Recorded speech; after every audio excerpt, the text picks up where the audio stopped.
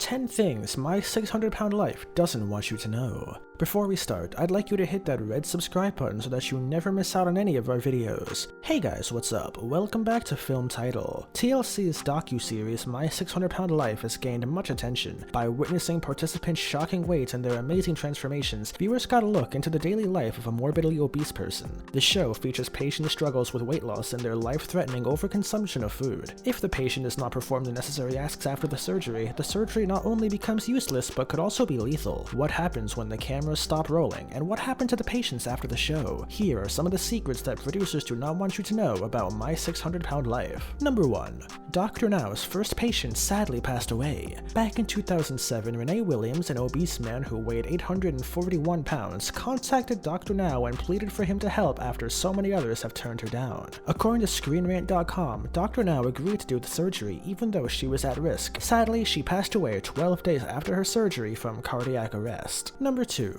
Susan Farmer ended up losing feeling in her legs. Many know Susan Farmer's story is not only one of the most inspirational stories, but also one of the scariest. According to ScreenRant.com, when Susan found Dr. Now, she weighed over 600 pounds and had limited mobility. Sadly, after the surgery, she ended up losing feeling in her legs. She was determined though and ended up losing over 400 pounds and did regain feeling back in her legs. Number 3. Many of those who appear on the show end up divorced. When it comes to patients whose marriages ended after they lost the weight, the list is longer than most might think. According to ScreenRant.com, Christina Phillips is the perfect example of this. Christina weighed over 500 pounds when she appeared on the show, but ended up shedding 75% of her body weight afterwards. Sadly, she believes her husband couldn't handle her being so independent, and they ended up calling it quits. Number 4. Filming is hard work. Although each episode focuses on the difficulties of everyday life for an overweight person, for some participants, the hardest part on a production schedule is that it records everything. Is it exhausting? Yes, very. Former participant Stephen Asante revealed in a now-deleted Facebook video, "So exhausting to the point that there are days I don't even want to film, and I try to avoid being filmed, but the camera crew, especially one of them in particular, is so persistent that he will continue to knock on the door and knock on the door and knock on the door until you can't stand it anymore. It's a lot of work."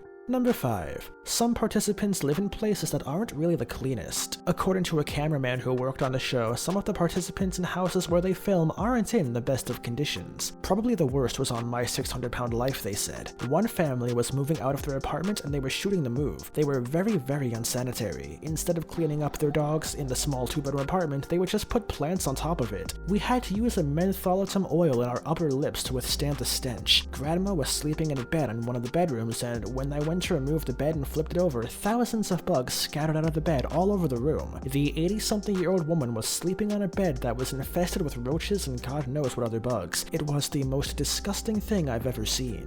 Number 6. Some of them actually do have jobs. One of the major questions fans have about participants on the show is how they make money. Some fans speculate that most people featured on the show are on disability or being supported by family, but surprisingly, many of them actually make money via side jobs. According to her niece, Penny Sager makes jewelry on the side and helps a family friend run a business. Other past participants like Zalyn Whitworth and Pauline Potter have made cash by modeling for fat fetish sites, which is where Zalyn met her ex-husband. Number 7. The participants are allegedly paid extra for the infamous shower scenes. Although fans have criticized TLC for showing humiliating scenes of patients taking showers, according to a Reddit user, participants are paid extra for those scenes. One of the patients mentioned it on Facebook, they wrote. Another user at Previously.tv claimed the show paid participants $4,000 in total to appear on the show. However, we weren't able to verify these claims, and participants on the show sign a contract that keeps them from talking about money matters publicly. Number 8. A cast member slipped into a coma after losing 300 pounds. Donald Shelton weighed 675 pounds when he first appeared on My 600-Pound Life, and when he received gastric bypass surgery, he was able to lose an incredible 300 pounds. But that wasn't the end of Shelton's story. The Huffington Post reports after having problems with walking after a fall, he checked himself into the hospital where he then slipped into a coma. Number 9. Christina Phillips developed an eating disorder. Once 700 pounds, 25-year-old Christina Phillips was immobile and depended on her family for assistance with personal hygiene hygiene and also her high food consumption. She struggled to lose weight because of her family's codependency, but she found success after learning how to control her unhealthy eating habits. Today, she struggles with food, but instead of eating too much, she now chooses not to eat at all. Number 10. Participants are harassed outside of the show. For instance, Justin, who has spoken out on Reddit about the downsides of being on My 600 Pound Life. In addition to coping with the hardships of losing an extreme amount of weight, participants also have to sign their lives away, and unfortunately end up being ridiculed by people on the internet. I would rather seek out options before signing away the rights to my name, my life, etc., he wrote on Reddit. I went from nobody knowing I existed to being harassed all day on social media, my business, and phone calls. I wouldn't do it again.